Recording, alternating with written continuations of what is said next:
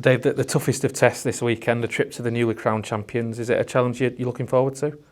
Yeah, absolutely. Listen, we've got everything to play for, so go there knowing that, like I say, it's a really tough game against the team with the best home record, and they're obviously there to collect their trophy as deserved champions. Ultimately for us, it's about the 90 minutes that happens in terms of what the game looks like and not what goes on before or after the game. Because like I say, we've still got our own objectives and still got everything to play for. They've led the way for pretty much the whole season, really. In such a competitive league, what do you think it is that set them apart from the rest this season? I think the start they had makes it, and ultimately that's allowed them to not have a bad run, because I don't think they had a bad run. They've been very consistent over the course, and like I say, has led to them being where they are. And sometimes sometimes the majority of times over the course of the season, it's not always the best team that end up as champions. It's the most consistent team. I think they've been absolutely the most consistent team and one of the best teams in terms of how they've gone about it. So, like I say, Richie's done a brilliant job there, and they are where they are based on what they've played. I think they have a little bit of everything. I think it showed in the game that we played at home against them. I thought we were excellent on the day and made them change their shape. And that probably, because of how we played, maybe wasn't their best performance, but they found a way, and they won the game with 2 set pieces, and went away with like I say, from their perspective, a valuable 3 points. And I think certainly in the second half of the season, whereas in the first half of the season, although they won probably lots of tight games, even though they dominated games in terms of possession, what they've done in the second half has been able to find a way to carry on getting results. And let's be clear, they've been champions in my eyes for a long time. It was just a case of them getting over the line, which they've done with 3 games to spare. I'm sure we'd all love for them to be on the beach on Saturday, to be too busy celebrating. Tuesday's win at Mansfield would suggest otherwise, and on the day when they'll lift the trophy, do we have to prepare for the best version of them on Saturday? Yeah, listen, we would anyway, because that's out of our control in terms of what they do. Whether they decide to make some changes, I know they made some changes on Tuesday in terms of the game they're going to, but they've got a strong squad, and that won't change what they'll try and do in terms of how they go about the game. As you say, the last 3 games of them in terms of Mansfield, us and Brighton, Bradford, they still have a big say in what happens in the places underneath them, which from their perspective you may see it as not a huge consequence, but as you say, they went to Mansfield and produced a performance that was similar to what they had over the course of the season and come away with a win. I expect no different, especially like you say on the fact that they'll get the trophy after the game, and we'll want to, I suppose, finish their season at home before the Bradford game on a high. So we expect the atmosphere to be what it is, the supporters in celebratory mood. Our supporters will go there in their numbers, and although things potentially above us are out of our control, we can only take care of our stuff, and the important thing for us is going there and trying to get 3 points and hoping that things happen elsewhere, and although they'll enjoy their celebrations deservedly after the game in terms of collecting the trophy, that hopefully we've got something to celebrate at 5 o'clock when we're in our dressing room preparing for next week's game. Is that a role that you quite enjoy, the opportunity to go there and be party crashers a little bit, if you like? Not really. I'd rather be the party goer, the party person, to be honest. But it is what it is, and I like I say, I think when you look how the fixture list comes out, and then you get to the back end of the season, the reality of it is, I always felt that would be the game where they would get the trophy, because it was their last home game, and that's proven to be the case. So that'll bring, like I say, extra bits with them. But everyone always has something to play for, whether it's an individual, whether it's a collective, whether it's a group. And I expect them to be right at it. They're a difficult team to play against, but I think we're not bad. And as I say, we've got our our own agenda of what we need to do, and we need to win the game, and we'll go about it in a way that hopefully allows us to, or gives ourselves an opportunity to be able to do that. As you say, there are no tougher away games. Statistics tell you that, and we've got to almost treat it as a playoff game and use it as preparation for what might be down the line for us.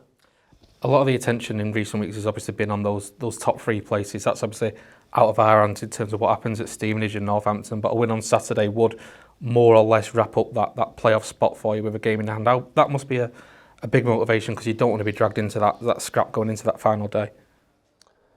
Listen, you want to secure things, as would have been the case with Leyton Orient. You want to secure things as quickly as possible. There are certain things within that, because of other games going on, that, as you say, above us, we can't control. We're in a position now where we might not need any more points to be in the playoffs. We might need 3 more points. It's all open. We have to take what the next game is. The next game is a really tough one. And we're potentially guided around what goes on elsewhere, but we're going to go to try and win the game. And if we do that, I think, like I say, mathematically, with other games going on, probably nails down a playoff place. I think the playoff picture, to be fair, whoever's in it, it's really open. There are some good teams. I think the league potentially will always even itself out, that the better teams end up near the top of the division, and I certainly think that's the case with the teams that are in the playoff picture and in the top 3. One of them teams is gonna miss out, regardless of what the other 4 look like. They're 4 really competitive teams, competitive squads, and the playoffs, regardless of who's in them, will be really exciting, as they normally are, and very, very evenly contested. As you say, from our perspective, it's a little bit dual in terms of what we're looking for at the moment. Regardless of that, it's about going and getting a result on Saturday at what is, like I say, a really, really tough place to go. Just looking elsewhere for a minute, the League 2 Team of the Year was announced the other week. No county representation in it. It's obviously not the most important thing at the end of the day, but was that a surprise at all to you? I'm not sure. Listen, in terms of how these things are voted for and things like that, the EFL will be able to tell you.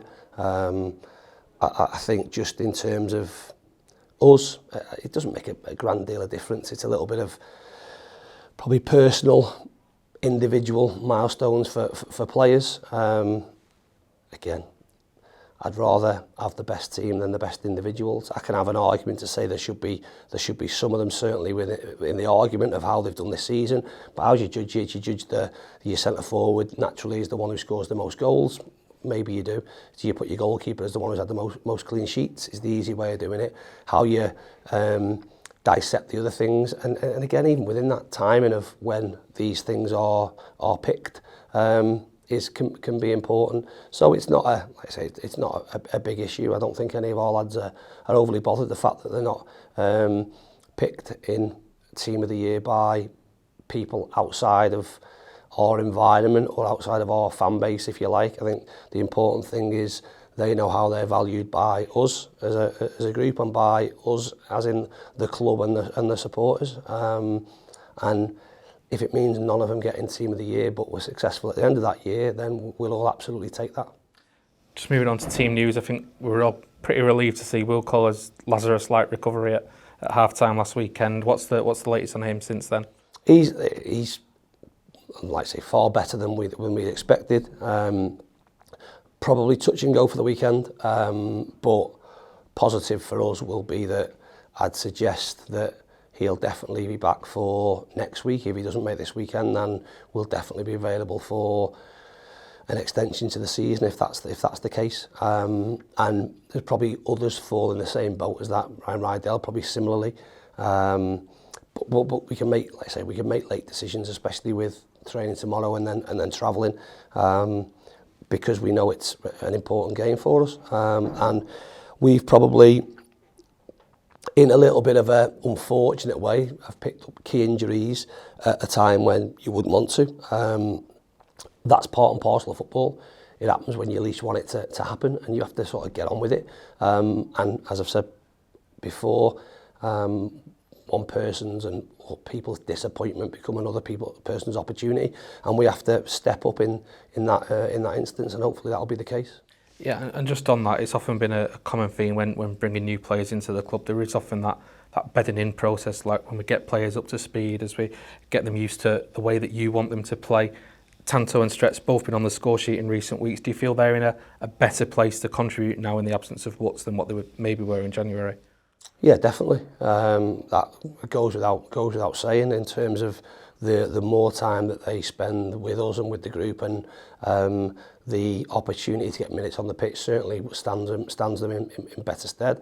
And with that, again, maybe with Woods in the picture, there's maybe less opportunity in terms of he was really important for us in terms of how we played. We haven't got that dynamic now, so there is the chance for them to step up in what is the best part of the season. The games carry potentially more significance and more consequence. The rewards at the end of them are potentially bigger, but the pitfalls are bigger as well. So them being part of the squad and being a confident part of that squad and being able to go and play can only help us, and hopefully that'll prove to be the case.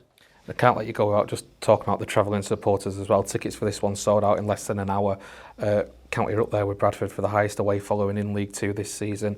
It's going to be a party for the home side, but that away end's going to make a hell of a noise as well. It'll be a great atmosphere, and ultimately great atmosphere created by two sets of supporters.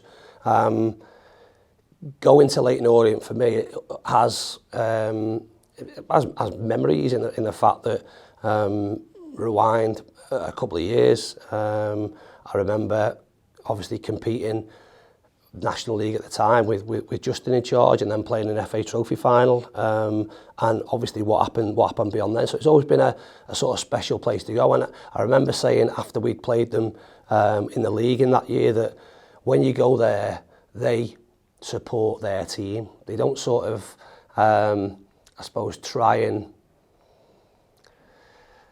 get on the back of oppositions. They back their own players, and I think our club are very, very similar in terms of the support we carry. Our numbers that we've taken away, yes, we have the highest away support with Bradford, but I think beyond that, I think if we'd have been given the opportunity to take more people away, we'd absolutely have taken more people away. So this is the final time in the regular season that we travel. We travel in our numbers. A difficult place to go in terms of getting there with the way trains are currently, and will continue to be. And as you say, there will be a carnival party atmosphere. Ultimately, it's our opportunity to thank the travelling supporters, as I said, that give up their time and money to be able to support us the length and breadth of the country. We want to make sure Leyton Orient fans are going to be happy regardless. We've got to make sure that our fans are happy, and we can send them back up the motorways happy, with hopefully everything to play for next weekend when we have another sellout at Edgeley. Appreciate your time, Dave. Thank you. Cheers, thank you.